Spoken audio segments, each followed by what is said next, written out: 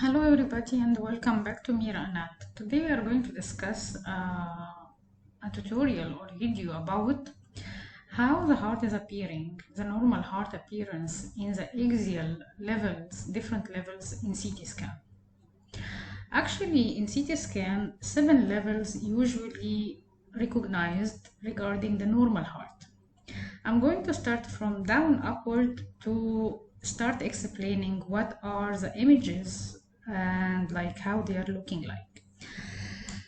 First of all, as you see here, we are seeing a CT scan image as it is written in front of us. Usually in CT scan image, even though it is not written, usually we can identify the CT scan image with white color relatively bone. So here this backward is the vertebra. Usually forward we should recognize the sternum, but it is not shown here in that case. And then this is to identify where is our back, where is our front. Okay, now since it's a CT scan, it is slicing the patient as if you are standing at their feet. So usually to recognize the right side from the left side, I used to teach my students to try to deal with the image as it is a patient. So when you are greeting your patient, what you are going to do is you are going to shake hand with his hand. So this is the right side of my patient and this is his left side. Assuming that most of us, about 95% of the population, are right-handed people. So this is the right side of the heart or of the image, this is the left side. So now, and this is the anterior and this is the posterior, this is our vertebrae. So if we looked to that image anatomy diagram of the heart, the lower level usually is known as the level of both chambers or two chambers, and those two chambers are usually both ventricles, which are the left ventricle and the right ventricle. So now, since we agreed that this is the right side, so this is our right ventricle to the right side and this is our left ventricle. Of course, whatever in between them, this is the interventricular septum, as you see. Now, if you can recognize, you can see there is some sort of structure behind the right ventricle. So now, as you see during my cut section, the lines that I draw beforehand, okay, the something or the thing or the structure that is behind the right ventricle, usually it is a part of inferior vena cava. So this is inferior vena cava. Okay, of course, while the cut section or the slicing of the patient is going on, there is another structure which is just immediately anterior to the vertebra. Usually, it is descending aorta without you thinking. The only structure that appear rounded, okay, and immediately anterior to the vertebrae is the descending aorta. Here we are in the thorax, so this is descending thoracic aorta to be precise. Now you might say, okay, this is the line or the slice or the level passing through both ventricles and inferior vena cava. It is not touching the descending aorta. Actually, imagine that you are standing behind this heart and see the continuity of the descending thoracic aorta upward behind those ventricles. So you will find that it is cut or like the line is cutting it through it. But the cut of the line or of the level through the descending thoracic aorta for you in that diagram is not seen. But now I draw upward continuity of the descending thoracic aorta as if you are standing backside and you are seeing it. So now our section or our line is cutting through both left ventricle and right ventricle and descending thoracic aorta and part of inferior vena cava. So this is here is descending thoracic aorta, inferior vena cava.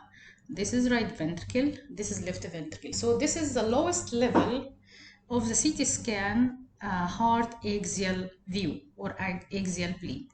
Okay, moving more upward. When I move upward, some structure will start appearing. So let us again recognize our orientation. So again, this is our right side of the image. This is our left side of the image, always in CT scan. Here the sternum is appearing. So this is front and this is vertebra, this is back. Fine. Usually the right ventricle is behind the sternum. Okay, so behind the sternum, this is our right ventricle. Where is it correlation to the diagram? This is. Now to its left side is the left ventricle. There is a cut section here. So this is our left ventricle.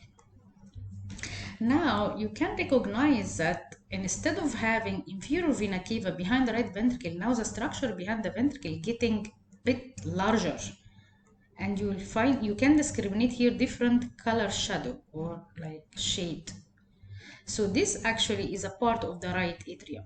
So this is recognized at the level of 3 chambers, in which those 3 chambers are 2 ventricles and 1 atrium, which is the right atrium.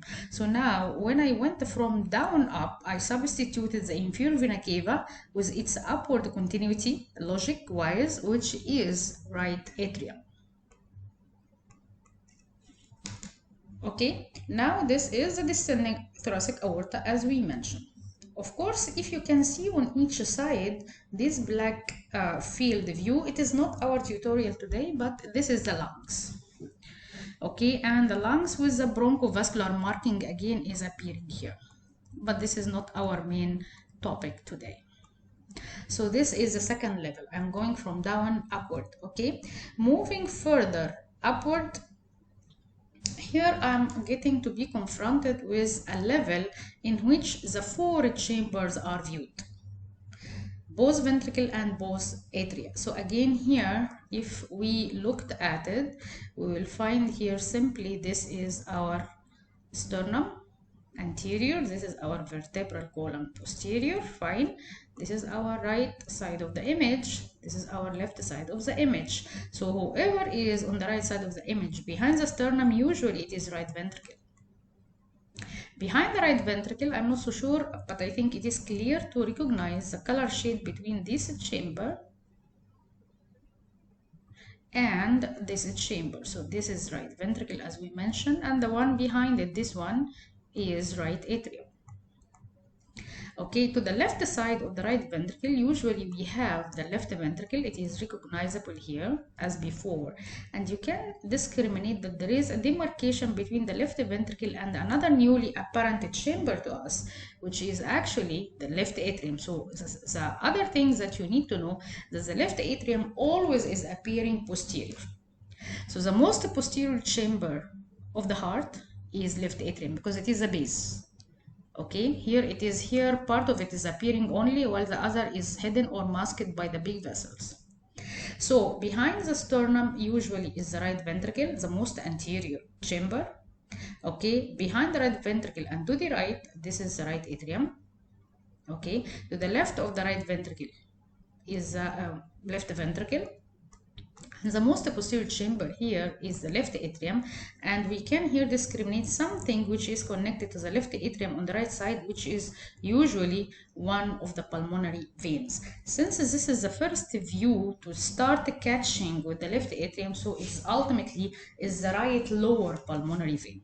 Wherever we are getting up, we are going to demonstrate slowly the other pulmonary veins with the right and left and superior pulmonary veins. This is again the descending thoracic aorta. Okay, moving more upward to the level after the 4 chamber levels, here slowly the left ventricle will start diminishing or decreasing in size and substituted with its valve or its outflow valve. The outflow valve, usually it is of course aortic valve, and usually because it is semilunar valve, it is giving us the shape of Y or Mercedes-Benz, okay, brand symbol. So this is aortic valve. Aortic valve is located immediately behind the chamber which is behind the sternum. So if this is our sternum, whatever followed behind it, this is right ventricle. Whatever on that right side of that right ventricle is right atrium. So now the pulmonary valve is behind the right ventricle. Okay, who is behind the pulmonary valve? The most posterior chamber, and usually as if it is somebody with 2 arms. So this is pulmonary veins. Okay, so we viewed before the inferior right pulmonary vein. So this is the left superior pulmonary vein with its left twin. So this is here right, and this is left superior pulmonary veins. This is the left atrium, this is the descending thoracic aorta, and again this is our vertebra. So to summarize this level, the same sternum and vertebra might be seen. Whoever is anterior to the vertebral column is descending thoracic aorta. Whoever is behind the sternum, this is the right ventricle. To the right side of the right ventricle, totally to the right, this is right atrium. Between the right ventricle and the right atrium, or you can tell behind the right ventricle, at that level, the Y-shaped semilunar valve, which is aortic valve, and the most posterior chamber is the left atrium. Okay, you can see here the cut line through. As you see here, it is cutting through the pulmonary veins, it is cutting through the left atrium. Fine, it is cutting through this valve, is the pulmonary valve, the aortic valve, which is the outflow valve of the left ventricle, and then after that it is passing slightly through the right ventricle and right atrium. So the only missing chamber here is left ventricle. Okay, then this is almost 4 levels. Let us move to the 5th level. The 5th level is a bit like needs some imagination, because the 5th level, it is the level of mainly one chamber plus ascending and descending thoracic aorta. So what is the situation here? Let us first identify whatever we used to know, which is, again, if I'm talking about identifying or orienting myself with the image, so now I have sternum anterior and vertebra posterior. This is regarding front and back. Regarding orientation side wise, this is right side and this is left side of my image.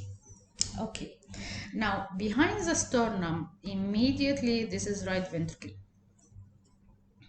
Okay, now anterior to the vertebra, immediately this is descending thoracic aorta.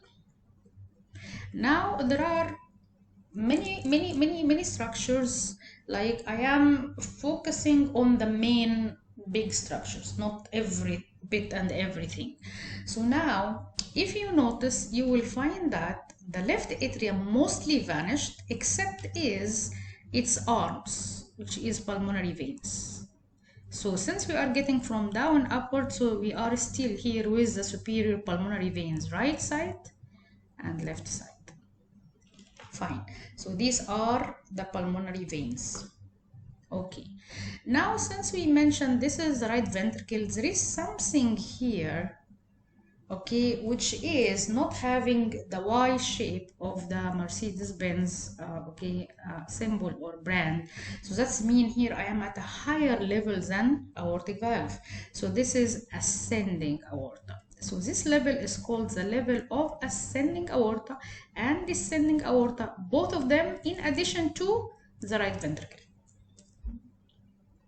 In some sections like that, we are fortunate to see also the pulmonary veins without the left atrium. They might be apparent, they might be not. In certain cases, in certain views, they are not shown. Okay, if you are asking, then the right atrium is not there, but it is substituted by that vessel. Okay, so if I return back to the prior one, I had the right atrium with the pulmonary, with the aortic valve. Now, in the higher level now, what I can see is no right atrium. This is not the small part of the right atrium. This is the beginning of superior vena cava. So this is here superior vena cava. It might be seen and it might be not. So that level mainly universal. If you are examining a CT scan axial view of the heart, it is the level of the right ventricle in addition to both ascending and descending aorta. The other structures that we are here favored to see, not always being appearing, okay, which is a superior vena cava, which is the pulmonary veins, and here if you notice you will find a very black or dark rounded or oval circles behind the pulmonary veins. Those are the main bronchi. So any translucent or black structures in the CT scan, whether today we are talking about the heart, whether we are talking about anything else, any time else. Okay, this is air containing structures.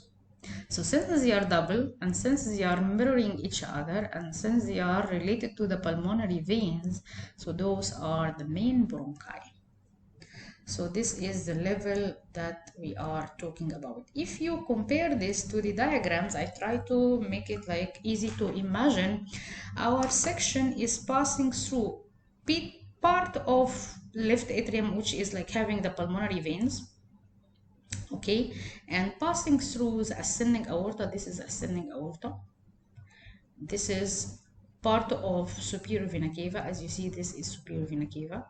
So now you have ascending aorta, superior vena cava, fine, part of the right ventricle, because this cut here is just below the tricuspid valve. So you have here ascending aorta, you have here right ventricle, and instead of the right atrium, you have the superior vena cava. Actually, it should be.